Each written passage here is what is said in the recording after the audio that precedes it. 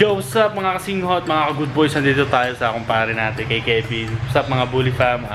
I-vlog natin yan about dogs, about American Bully Exotic, yan, American Bully Exotic yan.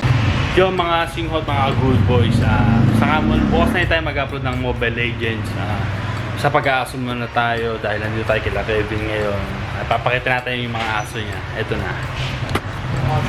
Ngayon ipapakita ako sa inyo yung yung mga bullies niya. Iba't ibang marami dito eh.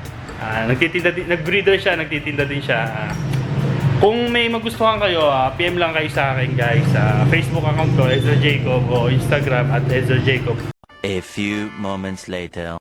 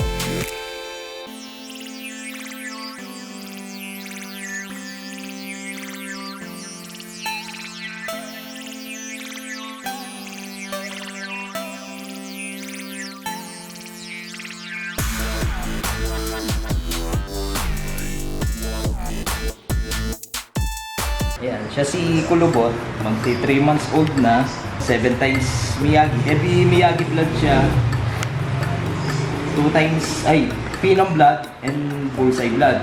Anak siya ni A1 Team, LPB, the Wonder Boy Koba of GTK, then A1 Team, BHB 1023, si Ironic, ang nanay naman niya. Hinihilig siya. Yan o, si Kulubot. Liit lang yan. Hello, Bully fam. Ito si Sparkle. Siya ang tawag ito. Bully ng anak ko. Yun. Boss Kevin, ano ba mga tips na maibibigay mo para sa mga gustong mag-bully? Mga tips na sa akin, pinaka-importante, kailangan lagi kang malinis pagdating sa breeding sa aso, kasi hindi natin masasabi kung anong sakit ang pwedeng dumapo sa kanila. Kailangan lagi lang yun, pinaka-importante, linis sa sila naman, low maintenance sila sa growing, bali babawi sila sa malakas lang sila sa pagkain. Tulad ng mga pinapakain ko, yung mga sa raw feeding, yung mga dog food, gatas, mga etc. Dami.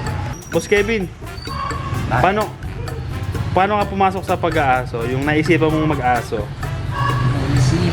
Ako dati around mga 2010. Nagsimula kasi ako sa Labrador eh.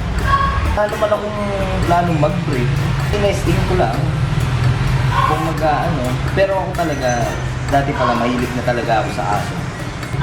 Kumbaga tinesting ko, wala naman akong planong mag-delta.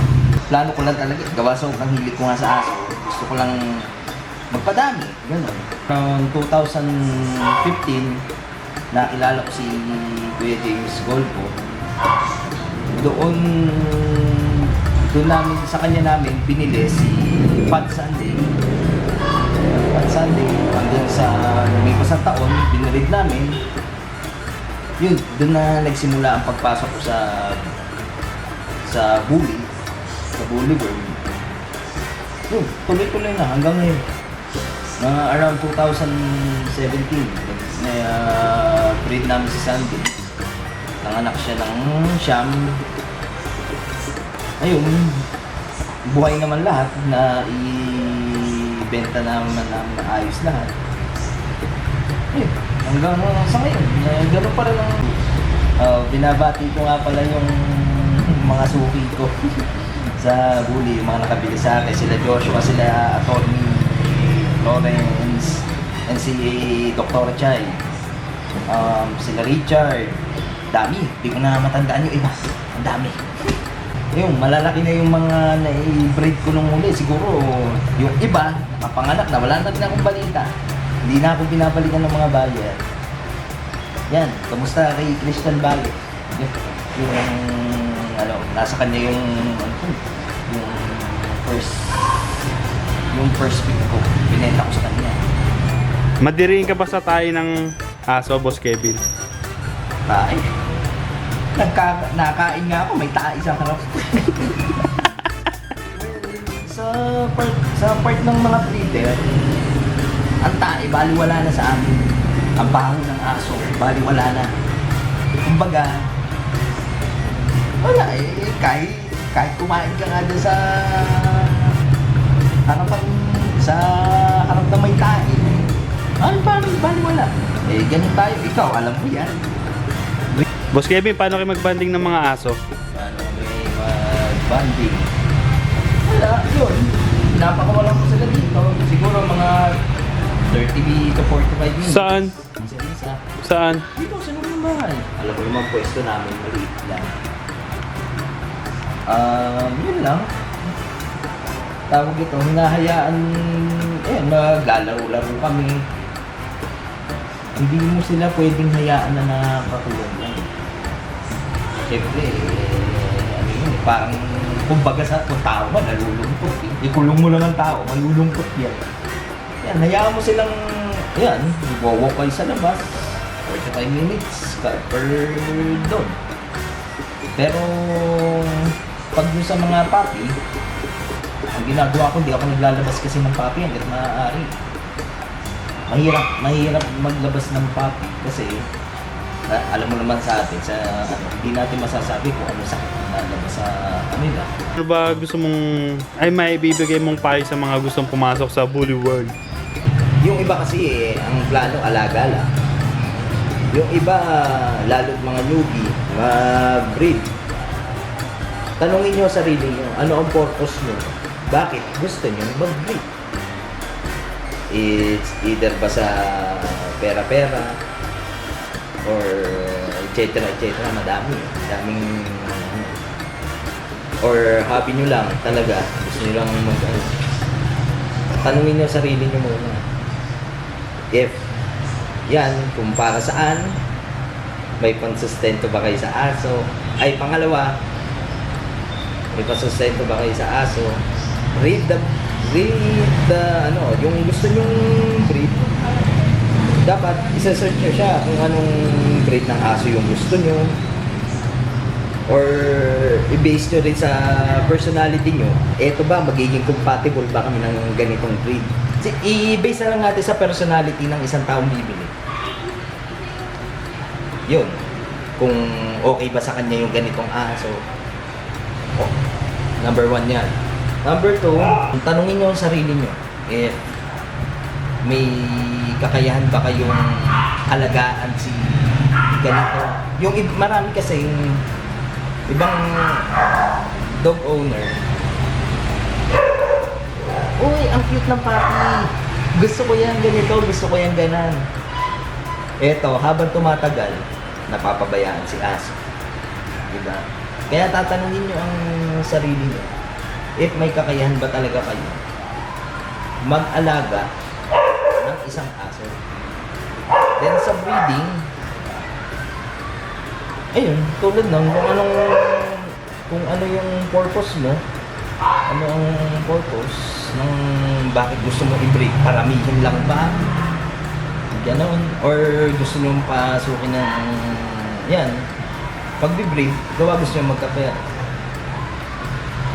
Well, sa akin, Ako kasi, hindi ko kasi muna iniisip ang pera pagdating sa once na may breeding ako. Hindi ko iniisip ang pera. Kasi ang maraming pwedeng pagdaanan pa eh. Tsaka kami hindi namin iniisip yung ginagastos namin sa kaso. Hindi sa pagyayaman. Hindi namin iniisip yung ginagastos sa kaso. Kasi libangan na namin ito. Hobby na namin. Yun nga lang. Talagang hindi madaling mag-breed. Mahirap. Nandyan yung magpupuyat ka. Nandyan yung ano mo sa mga gastos mo sa bakuna. Sa dog food. Basta hindi mo pa masasabi minsan. Siyempre, pagpapi. Yung pagpapi prone pa yan sa mga sakit. Kaya pwedeng, kumbaga, kahit ano pwedeng mangyari sa kalagitnaan hanggang sa lumaki sila.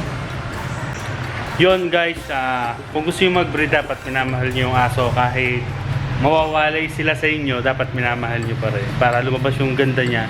Ganon. Ganun talaga. Tsaka, pag sa ganan, huwag nyo iisipin agad ang pera. Oo. Hindi porkit naggawa ng tawag, hobby na namin. Hobby at mahal. Gusto mo yung pag-aaso. Oo. Ganon. Ako, tulad ko, full-time breeder ako. Oo. Yan, yun lang ginagawa ko. Alaga ng aso. Na, nakakapagod. Pero, May balik naman yun. Hindi ko iniisip ang pagod kasi, yan, Hilig mo na kasi. hilig ko na. Alam mo naman, ilang taon na ako dyan. Oo. Dahil 38 years old na siya, ilang taon na siya sa pag-aaso. Ang tagal na rin. At di ba mas pogi ako sa kanya? Wow. John, shout out kay Kuya James. Kuya Alfred. Yeah. Kay Gino. Gino. Kay Banjo. Kay Asyong. Kay Kuya Lloyd. At lalo-lalo na sa Bertel. kay Kuya Artel. Yan. Yan, love na love ako na. Kuya Artel. Si Mark Rod. Yan. Siya. Both GTK ka na eh. Diba? Both A1 team. Yun, support. A1 team member sila. Presidente na si Kuya James. Alfred. Si Alfred. Kuya Alfred. Si Alfred. Bye, si Kuya James. Okay. James Gold. Ayun, sa mga ibang nagbubuli dyan, dapat nagkakaisa, hindi nagkakasiraan. Oo. Yun lang. Ang dami nagkakaaway-away. Oo. Sa, Siraan dahil sa pangit yung aso, ganun-ganun. Dapat support lang. Shoutout pa ako sa mentor ko sa show. Sige. Um, Gab. si Kuya Rabi. Kuya Rabi, Yun. mentor ko siya sa dog show. Siya ang nagtuturo sa akin about sa Sa susunod, pag may dog show, i-vlog natin, papakita natin sa mga viewers natin yung mga pag-show siya. Iba't ibang aso, marami doon, magaganda, mga 100,000 ang halaga. May million ba? Meron naman, pero hindi pa ako gaano Meron, 500,000. Ayun, meron. Saka Hindi pa ilalabas ko sana si Basag. huwag na. Wait yun, papaistakin lang.